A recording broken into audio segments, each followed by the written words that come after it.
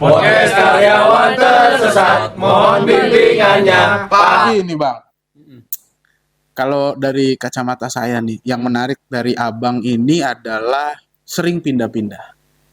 Nah ini mungkin untuk level-level saya atau mungkin teman-teman saya ya, yang levelnya mungkin masih SPV atau mungkin tim leader atau mungkin teknisi. Banyak sekali yang menganggap, ini pertanyaan yang pertama mungkin, banyak sekali yang menganggap kalau eh, job assignment itu atau pindah unit itu adalah yang pertama dia nganggapnya, kita pakai bahasa yang sederhana aja Bang ya, karena teman-teman supaya bisa mencerna lebih gampang gitu ya. Jadi kan kalau podcast nih biar daging semua, kalau kita wagyu jadi daging cuma ngunyahnya gampang gitu ya. Nggak terlalu itu. Cara masak. Nah, Kosong juga enggak ya? nah, nah, nih job assignment ini teman-teman nyangkanya, wah saya nih dibuang dari unit saya udah nggak dipakai lagi. Terus ini merupakan hukuman untuk saya. Nah ada yang nganggep gitu. Pertanyaan yang pertama. Nah yang kedua nih Bang, eh ya kita juga harus mau nggak mau Bang ya, Abang pindah-pindah pun harus menyesuaikan dengan unit yang baru gitu ya. Jadi kan nggak mungkin kita pakai cara yang lama di unit yang baru, kondisinya beda, orangnya beda, desk jobnya beda. Nah itu gimana Bang? Cara Abang supaya, kalau dialog itu kan ada adaptif nih, gimana cara Abang beradaptasi? Itu pertanyaan yang kedua. Mungkin yang pertama dulu Bang. Oke, gue pakai pendekatan dua hal ya. Pakai pendekatan personal dan pendekatan ilmiah ya. Pendekatan personal dulu deh. Jadi honestly gitu ya. Jujur aja, yang saya juga manusiawi lah. Ketika kabar penempatan di Kalimantan itu agak worry gitu ya.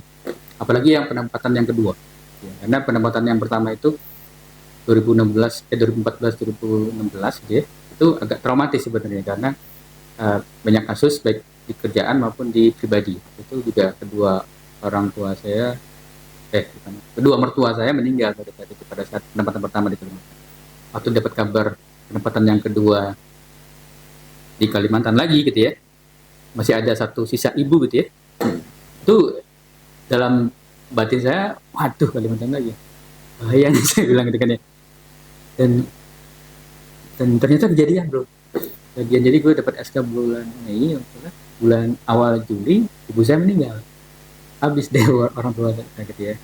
Dan itu memang agak traumatik secara personal ya, lupakan masalah tahayul segala macam, tapi memang itu agak traumatik secara personal gitu ya, psikologi saya. Kemudian mendengar ketika misalkan SK-nya di Samarinda itu ya, ya kan teman-teman silakan cari sendiri gitu ya, informasi kasus apa di Samarinda. Itu memang agak nge-pair juga, Samarinda nih gimana nih gitu kan ya. Tetapi ketika gue datang ke Samarinda, di sana sambutannya di luar yang bayangan kita di awal. Gitu. Sambutannya lebih hangat, lebih warm segala macam. Dan tadi saya bilang sebelumnya bahwa ternyata di Samarinda itu justru adalah masa-masa yang paling berkesan dalam karir saya. Artinya gitu ya, ekspektasi kita di awal gitu ya, ketika kita jalanin itu belum tentu sama dengan yang kita bayangin di awal. Bisa jadi jauh lebih berbeda. Jadi tergantung sikap kita sebenarnya. Nah Allah pernah bilang gitu ya, apa yang bagus menurut makhluk belum tentu yang terbaik Untuk dirinya sendiri. sendiri. Apa yang terbaik menurut Allah gitu ya, Sudah pasti. ya tidak pasti terbaik, tapi kadang-kadang makhluk itu nggak terima atau belum nyadar. Iya. Nah itu yang kejadian sendiri di saya sebenarnya.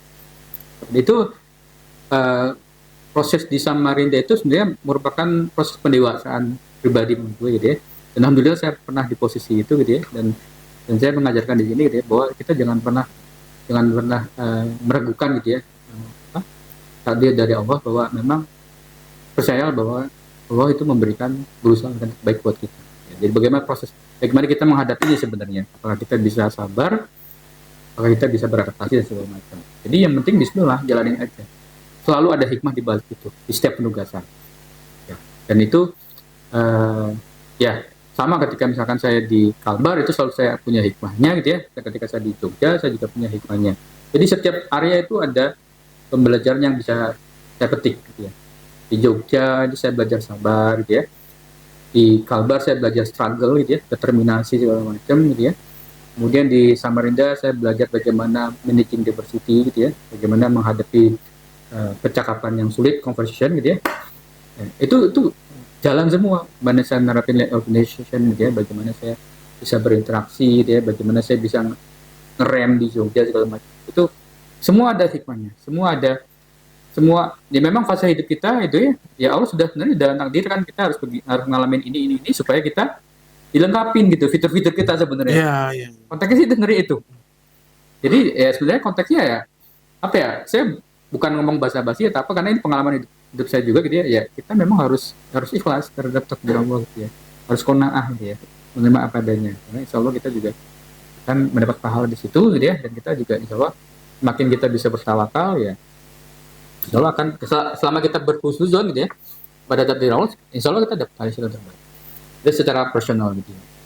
Kalau bicara ilmiahnya gitu ya, teman-teman silakan googling bahwa dalam pengembangan personal seseorang itu ada rumusnya. Itu ada yang terkenal dengan rumus 70 20 10. Bahwa seseorang berkembang itu hanya 10% saja itu dari training formal, dari FA yang lakukan segala macam, itu hanya berdampak 10% saja.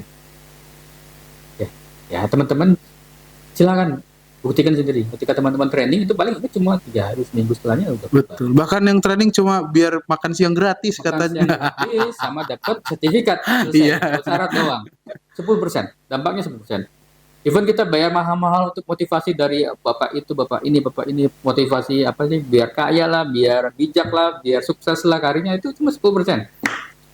Dampaknya nggak signifikan. 20% lagi dari mana? 20% lagi adalah dari kita berinteraksi dengan teman sejawat gitu ya, sharing knowledge, sharing pengalaman, sharing ini. Kita dapat belajar dari Om Sigma terkait fiber optik gitu. Tapi nggak melalui video formal, belajar sendiri, otodidak segala macam dari lapangan. Itu hanya 20%. Yang 70% itu adalah dari job assignment. Kalau gue bicara job assignment, nggak bicara hanya melulu SK enggak, tapi bagaimana kita bisa mengerjakan banyak hal di posisi yang berbagai macam dan job assignment. Semakin sering kita mengerjakan sesuatu yang berbeda, itu sebenarnya memperkaya kita. Dan harusnya kita bersyukurlah kalau kita bisa mendapatkan kesempatan itu sebenarnya. Iya. Jadi kalau teman-teman sekian tahun, 5 tahun hanya di FA saja gitu ya, 5 tahun hanya di finance saja gitu ya, 8 tahun hanya di konsul saja, itu harusnya protes ke manajemen, kapan saya dipindahin, kapan saya mendapat pengalaman baru. Karena itu sebenarnya adalah tadi, kalau teman-teman tahu rumusnya tadi 70 20 10, itu sebenarnya rugi kalau teman-teman ya gitu-gitu aja gitu. Jadi kapan saya dipindahin, Bang? Tuh dengar teman-teman ya, udah berapa tahun Anda di divisi Anda? Gak belajar apa-apa ya, jadi Belajar tuh, tapi sedikit. iya. Jadi itu sebenarnya adalah tadi ada 2 tujuan kan sebenarnya. Tujuan buat organisasinya. Gue nggak bilang TA-nya ya, tapi membuat organisasi, semua organisasi itu berlaku umum. Ini umum, ini berlaku di dunia. Coba teman-teman googling sendiri. Ada 2 tujuan. Tujuan buat organisasinya, bagaimana kita bisa mendapatkan orang di posisi yang tepat gitu ya. Dan begitu kita mendapatkan orang yang tepat, jadi organisasi itu kan akan berjalan lebih bagus kan. Betul. Ya. Kemudian yang tujuan kedua adalah yang sering dilupakan atau sering disalah persepsikan oleh orang-orang adalah buat karyawannya bersangkutan. Yang tadi saya bilang, people development dari orang itu sendiri justru sebenarnya ya. Empowering, enrichment, pengayaan segala macam. Itu justru buat kepentingan pribadi orang tersebut.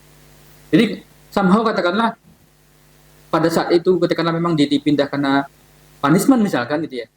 Ya nggak apa-apa. Terima itu, sabar gitu ya. Dan ketika dia belajar dari itu kan menjadi pengalaman yang berharga buat. Betul. Gak apa-apa ketika itu misalkan katakanlah, ya memang faktanya misalkan punishment, oke lah gitu ya, misalkan punishment. Gak apa-apa ketika selama itu kita belajar menjalani, itu akan menjadi balik lagi ke dia, menjadi kelebihan buat dia. Teman-teman supervisor atau asman dibanding menjadi manajer. Sementara di unit itu ada bagian beberapa sub. Ada bagian sub, karena di operation gitu ya. Ada sub assurance, ada sub maintenance, ada sub bigas, ada sub positioning gitu ya.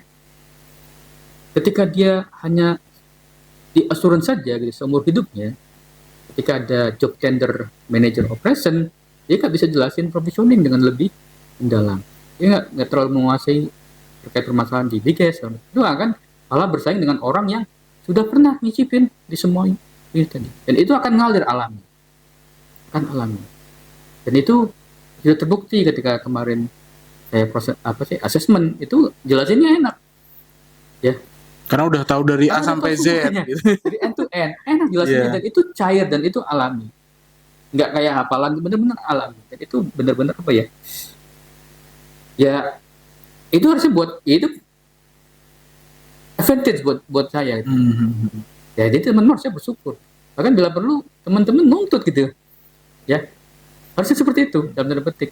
Karena yang sama kita yang ya tadi. Jadi kalau ada yang nolak mutasi, ada yang doang segala macam, gitu ya dia tidak memahami persepsi apa sih esensi dari pergerakan itu sebenarnya job assignment. Jadi selama kita bisa memahami itu dan kita bisa berpikir positif dan akhirnya bisa memanfaatkan kesempatan itu untuk mendapatkan hikmah atau mendapatkan pelajaran dari situ, deh kita malah akan buat kita lebih punya nilai lebih. Jadi mungkin saya pernah dengar gini Bang, keberuntungan itu adalah kesempatan ketemu kesiapan gitu. Nah mungkin teman-teman ini yang kalau misalnya dapat job assignment baru, itu bisa nganggapnya tuh sebagai kesempatan justru ya. Ya. Karena kesempatan itu bukan sesuatu yang bisa kita lakukan gitu ya. Itu dari atas gitu ya Bang, dari orang gitu. Itu job assignment itu sebenarnya kesempatan gitu. Ini ada di self driving ada nih. Wah, self driving. Bagaimana kita bisa berperilaku sebagai driver, kita bisa mengarahkan diri sendiri ya tadi. Kalau kita sudah berpengalaman di job assignment yang bermacam, kita bisa lebih independen atau lebih lean ya, lebih lean. Kita ketika setiap individu di organisasi itu bisa self driving, ya organisasi akan jadi lean. Demikian juga kita bisa lepas landas di grid shifting, ya itu enak. Kalau semua manusia yang ada di Indonesia itu bisa menerapkan itu gitu ya, dan bisa punya multi skill yang banyak, ya insya Allah kita nggak akan terjebak dalam buku huru hara di Indonesia ini ada di buku di sini, Confession of an Economic Hitman. Ngeri kalau lihat buku ini. Atau abad prahara. Iya. Jadi gitu teman-teman. Oke. Itu yang selalu berpikir positif gitu ya. Dan insya Allah selalu ada hikmah di balik semua kejadian. Itu yang pertama Bang. Nah yang kedua nih Bang, gimana cara kita untuk beradaptasi ya, lebih adaptif terhadap perubahan yang cepat banget terjadi gitu. Nah ditambah lagi mungkin saya tambahin nih Bang, kan kita infonya ingin menghadapi transformasi gitu ya. Sudah. Iya. Udah pada asesmen gitu ya. Kita menghadapi transformasi nih. Gimana sih cara kita beradaptasi dengan ya mungkin ini bukan transformasi yang terakhir gitu ya, akan ada transformasi lagi gitu ya. Nah cara kita untuk adaptif itu gimana sih Bang? Lebih adaptif terhadap perubahan-perubahan yang terjadi. Ya. Kan ada pepatah kuno yang sangat terkenal ya, bahwa yang pasti itu adalah ketidakpastian. Iya betul. Kita selalu pasti berubah. Yang membuat manusia bertahan survive di dunia ini, di bumi ini adalah kita bisa beradaptasi terhadap berbagai macam dinamika tadi gitu. Ya kalau Anda mau survive ya harus beradaptasi. Ya itulah manusia, esensi manusia kan di situ. Jadi pertanyaan apa? Bagaimana kita bisa beradaptasi? Iya, kayak contoh nih saya kasih case aja kan, Abang pindah-pindah unit nih. Nggak mungkin dong Abang menghadapi unit A dengan cara yang sama dengan unit B yang pernah Abang pimpin gitu ya. Contoh di Bekasi sama di Jogja pasti caranya beda kan ya. Nah, untuk teman-teman yang memang mungkin teman-teman TA ada yang habis pindah unit nih, pindah dari teknisi A jadi teknisi B, itu cara beradaptasi yang paling baik tuh gimana sih Bang? Jadi actionnya mungkin bisa berbeda, tetapi core-nya sama. Bagaimana kita bisa respect each other, bagaimana kita bisa saling menghormati, bagaimana kita bisa memanusiakan orang, bagaimana kita bisa bertanggung jawab terhadap pekerjaan kita, bertanggung jawab terhadap diri sendiri. Jadi teman-teman ketika bekerja gitu ya, teman-teman kerja baik itu jangan pernah berpikir wah ini nanti akan bikin maju perusahaan bla bla bla, nanti yang akan naik gaji itu hanya GM ke atas bla bla segala macam. Enggak. Teman-teman bekerja dengan baik itu adalah bagian dari ibadah bagian dari teman-teman bersyukur ya, telah diberikan nikmat sekian banyak oleh pencipta kita. Jadi esensi dari bersyukur itu adalah kita memaksimalkan apa yang telah kita diberi nikmat itu kan. Jadi Allah memberikan nikmat bagi kita, tangan, mata, segala macam ya. Esensi bersyukur setelah diberikan nikmat itu adalah kita dengan memaksimalkan potensi yang ada dengan bekerja keras. Ya, ketika kita bekerja keras gitu ya, dengan ikhlas, ada dua hal yang kita dapatkan gitu ya. Kita mencari apa nih? Kita mencari duniawi ya. Insya Allah akan ada waktunya atasan kita atau ya sistem di manajemen kita akan melihat bahwa ya orang ini kerjanya bagus. Terlepas dari sistem atau sekitar dia, terlepas dari bosnya jelek kah, unitnya jelek, itu akan kelihatan kok. Karena ada pepatah lagi yang saya bilang, mutiara itu akan kelihatan, intan itu akan kelihatan dimanapun dia berada, maupun di lumpur sekalipun gitu ya. Jadi ketika event itu organisasinya lagi jeblok, katakanlah Bekasi performasi jeblok gitu ya, dan teman-teman misalkan TL, SM segala macam, manajernya juga nggak ada yang bagus gitu ya, bla bla segala macam. Tapi dia bisa bekerja dengan bagus sendiri. Akan ada masanya teman-teman, akan ada masanya ketika katakanlah kondisi berubah, organisasi berubah, itu nanti yang jelek-jelek itu akan terbuang dengan sendirinya, seleksi alam gitu ya. Nanti yang bagus itu akan menjadi punya peluang untuk naik lebih cepat. Kita bicara karir. Ya, jadi percayalah bahwa akan ada masanya kerja teman-teman itu akan dilihat. Jadi ada pendekatan personal tadi, ada spiritual, bahwa teman-teman itu di sini bekerja dengan baik. Tanggung jawab adalah terkait pengejawanan dari rasa bersyukur teman-teman, kemudian tanggung jawab pribadi, personal, dan terkeluarga. Dan insya Allah secara manajemen akan terlihat. Kemudian ada pertanyaan atau ada pernyataan, wah saya kerja bagus segala macam, tapi yang naik itu juga yang dekat sama bos, misalkan yang jilat sama bos segala macam. Teman-teman gitu ya, yang perlu saya ingetin gitu, nikmat itu jangan hanya diukur dengan Harta gitu ya, dengan atau karir, dengan harta, dengan gaji segala macam. Nggak melulu seperti itu gitu ya. Teman-teman gitu ya, barangkali yang naik itu gitu ya, itu ada yang dikorbankan. Ya. Kalau yang naik itu katakanlah gajinya naik memang misalkan, tapi dia pulangnya jadi tengah malam subuh misalkan. Kemudian dengan dia pulang malam atau misalkan dengan LDR, mohon maaf misalkan ada masalah di keluarganya, gitu ya. Terus jadi nggak bisa pulang gitu ya. Pasti ketika anaknya sakit itu pulangnya susah setengah mati. Saya pernah ngalamin kayak gitu. Jadi anak saya muntaber segala macam ya, sakit, ada satu lagi DB gitu ya, 2 kali soalnya ada 2 kali, itu nyari pesawatnya setengah mati gitu. Degan gitu ya, udah nyari pesawat setengah mati, dia ngebut segala macam ya. Jadi dan sementara teman-teman jangan dengan posisi sekarang bisa makan enak, bisa tidur enak gitu ya. Tidur enak itu juga nikmat loh teman-teman. Ya. Bisa mohon maaf buang air dengan nyaman gitu ya. Banyak orang kaya tapi nggak bisa makan macam-macam. nggak bisa makan macam-macam.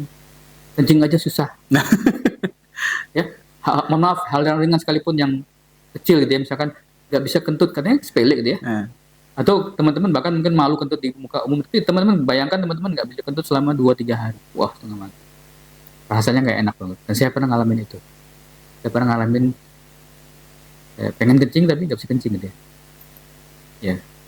Oh, kalau makannya susah saya udah ngalamin sekarang. Makannya susah. Jadi nikmat itu ada dalam berbagai macam bentuk. Teman-teman punya teman kerja yang enak, itu juga nikmat. Teman-teman punya atasan yang pengertian, itu juga nikmat. Bayangkan teman-teman punya gaji gede, tapi mulutnya atasannya ember misalkan, makan hati. Itu kan banyak kejadian kayak gitu. Ada orang kayak gitu rela kan? Apa-apa deh, punya atasan galak, keluar ke bintang semua, ini gaji saya gede. Beli mana? Ya kan? Tapi ada juga teman-teman yang lain tuh, ditawarin pindah kerja ke gaji yang gede, itu nggak mau. Saya udah enak di sini, teman-temannya udah enak, gitu kan, atasnya udah enak, kan gitu. Ada kan kayak gitu kan? Banyak. Jadi tidak melulu diukur dengan materi. Jadi materi itu berbagai macam hal. Jadi saya dengar cerita juga, ada salah satu manajer dia sempat komplain dengan salah satu direktur Telkom dia. Kenapa saya nggak promosi katanya gitu ya. Terus dibalikin sama direktur Telkomnya. Apa anaknya kuliah di mana aja? Oh, satu di luar negeri, satu di ITB, satu di Pak, bersama direktur lain bilang, Pak, banyak pejabat-pejabat di sini termasuk saya gitu ya, katanya gitu ya, itu anak saya nggak di ITB, anak saya nggak gimana itu.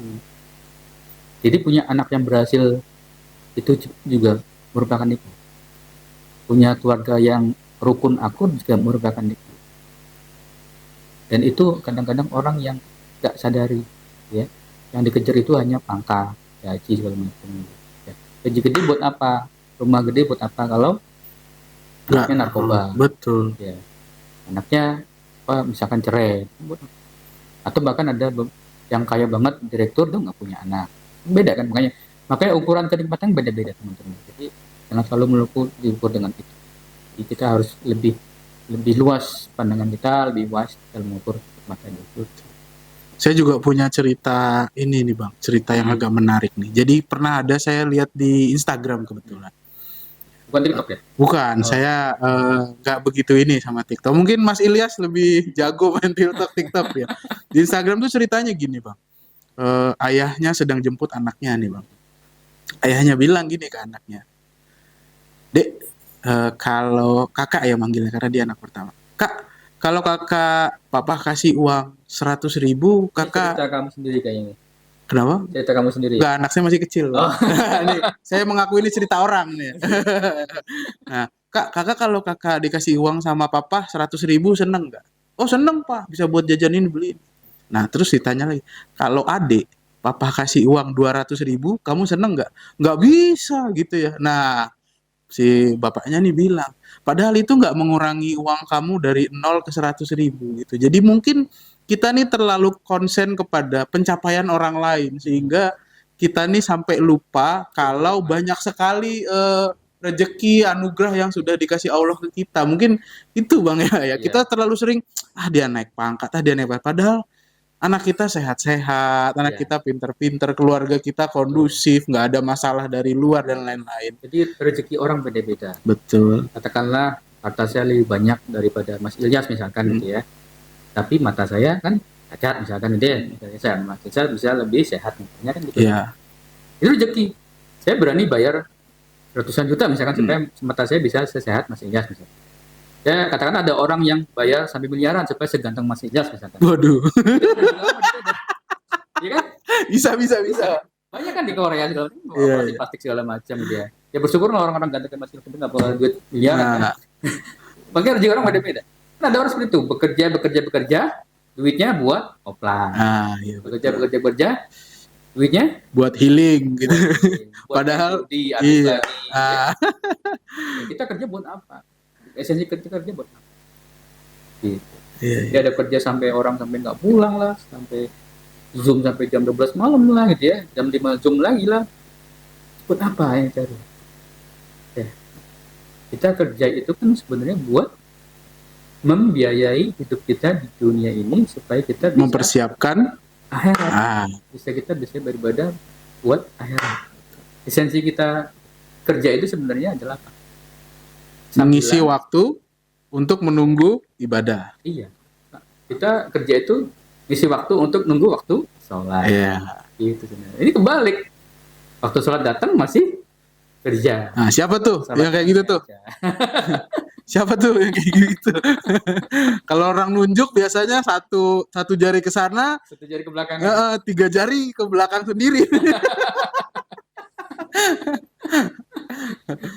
Iya betul ya. Ya memang ya itu sih Bang ya. Makanya ini podcast ada supaya teman-teman nih bisa melihat dari sudut pandang yang lain gitu ya. Terkadang kita ngerasa yang kita pikirin tuh udah benar gitu ya, kita ngerasa pikirin udah benar, kita ngeluh, padahal kalau kita dengar kata orang lain, kita dengar pencerahan dari Bang Abu, oh iya benar juga ya. Dan ini konteksnya bukan semata-mata apa ya, bukan gue sok religius lah, gue sok spiritual lah, enggak, ini justru konsep yang diakui dan sudah diterapkan oleh perusahaan-perusahaan besar. Dan ini ilmiah secara manajerial. Makanya keluarlah buku Good to Great, ya, keluarlah konsep etika bisnis, keluarlah GCG. Itu kan sebenarnya konsep-konsep bagaimana kita bisa berakhlak dalam tanda petik ketika kita bekerja. Konsep Good to Great adalah ya apa? Kita ada level 5 tuh 1, 2, 3, 4, 5. Kalau kerja sampai jam 12 malam, sampai jam 5 kerja lagi, bolak-balik mungkin sampai lembur lah, tidur di kantor lah, bla bla bla. Itu kalau istilah good to great itu baru good aja, level 4. Bagaimana kita bisa mencapai tujuan dengan segala cara. Itu konsep good to great itu level 4. Dan justru yang paling sempurna adalah level 5. Bagaimana kita bisa menyeimbangkan antara bekerja itu ya sebagai keluarga, sebagai satu bagian keluarga, everlasting legacy. Bahwa ketika kita sudah resign, sudah pergi dari organisasi itu, kita sudah nggak kerja lagi, itu dianggap sebagai wah masih teringat tuh warisannya legacy, legacy yang selalu diingat lah bahasanya everlasting legacy, hal-hal yang baik, dan itu biasanya berjalannya smoothing, tapi biasanya grafiknya eksponensial, lanjut, step by step, itu namanya discipline action. Nah itu mungkin kita bisa jadi bahan bahasan khusus di podcast berikutnya, Bang. Jadi Good to great gitu ya. Jadi nggak apa-apa saya masih di sini. Jadi leadership itu adalah, makanya disebutkan lead as a father. Kalau kita bicara father, ayah, itu kan nggak melulu kamu ngepel, kamu potong kayu, kamu nyapu halaman, kamu limbah air, nggak melulu kayak gitu. Ayah juga mengajarkan kita sholat. Ayah juga mengajarkan kita untuk beramal. Ayah juga mengajarkan kita kalau ada orang tua salin, ya kan? Ayah kalau mengajarkan kita juga bagaimana kita berinteraksi dengan teman. Kalau salah kita minta maaf. Itulah sosok leader. Jadi nggak melulu cari duit sebetulnya. Ada hal-hal dimensi kekeluargaan yang diharapkan bisa ditumbuhkan dalam organisasi kantor. Ya, dimanapun kita bekerja sebenarnya. Cuma jadi saya ingin gitu ya. Dan saya harapkan ini juga bisa berlaku buat yang dengerin gitu ya. Saya pernah ngomong berkali-kali. Ketika saya sudah nggak menjabat, jabatan itu kan ya kertas. Ketika saya suatu saat nggak menjabat lagi, gitu ya, ketemu Sigma di jalan, ketemu Mas Renwi di jalan, ketemu Ilyas di mall misalkan gitu ya. Beda ya, Sigma kan ketemunya di jalan. Iya. Kan ketemunya di jalan gitu ya. Iya. Ketemunya di mall gitu. Kalau dia kan ketemunya di mall. Bergandeng cici-cici gitu ya. Aduh. Itu nggak melengos gitu loh, masih nyapa, masih salaman, bang ngopi dulu yuk, bang kita ngobrol dulu. Itu merupakan kebahagiaan tersendiri, Bang. Gue udah nggak menjabat lagi, masih dianggap sebagai teman, sebagai keluarga. Bayangkan berapa orang pejabat gitu yang ketika sudah nggak menjabat lagi, bawahannya atau mantan bawahannya lihat dia dari jauh melengos cari jalan lain, atau kalaupun terpaksa gitu salaman habis itu pergi lagi, ya kan ada juga itu gitu, ketemu di kondangan ya udah terlanjur ketemu salaman deh, habis itu ya udah melengos, atau basa-basi bentar, itu kan nggak enak sebenarnya. Beda antara salaman basa-basi dengan yang beneran tulus kan, ya, kelihatan. Dan itu yang ya menjadi berikutnya gitu ya, bukan jabatan direktur yang berkejar gitu ya, tapi bagaimana ketika gue nggak menjabat jadi GM Bekasi lagi misalkan, gue main ke sini, teman-teman masih saya lo nggak cuek gitu ya, itu yang menjadi perlu disebutkan. Jadi ada hal-hal kekeluargaan bahwa unit ini, organisasi ini nggak sekedar mesin untuk mencari uang, bukan mesin untuk meningkatkan KPI, mencapai KPI, tapi juga bagian dari keluarga yang mempunyai tujuan bersama. Bagaimana kita berhasil di situ, bro. Jadi lead as a father. Gitu. Ya, aduh. Jadi kalau jadi sendu ya. Nah, maksudnya ya kita memang pengennya jadi figur gitu, Bang. Artinya nggak hanya sekedar jadi pemimpin tapi jadi figur. Di saat orang melihat kita nggak mimpin lagi ya, oh dia dulu waktu mimpin saya merhatiin saya, dia peduli sama saya gitu kan. Jadi bahkan mungkin ada mungkin orang yang melihat kita nih nak gitu ya, contoh orang baik kayak gini nih nak gitu. Gitu. Nah, mungkin itu dulu Bang, podcast kita pada sore hari ini ya. Ini nanti mungkin kita bagi ke dalam 3 bagian nih, nggak langsung Siap. satu bagian karena Bosku. ya dulu ampun bosku. Nah, kita bagi dalam ketiga bagian. Ya, sekali lagi saya ucapkan terima kasih kepada Bang Abu yang udah bisa jadi narasumber. Mungkin nanti di podcast-podcast berikutnya kita bahas perihal masalah-masalah yang lain, Bang ya. Nah, Jangan masalah mulu dibahas. iya, bisa masalah, bisa bahas. Tapi kalau saya nih Bang ya, saya justru nanti pengen buka sesi komen nih di YouTube kita nih ya, Ya. sesi komen. Nah, teman-teman kira-kira apa yang mau ditanyain? Tulis aja di komentar ya. Nah, ditulis aja di komentar.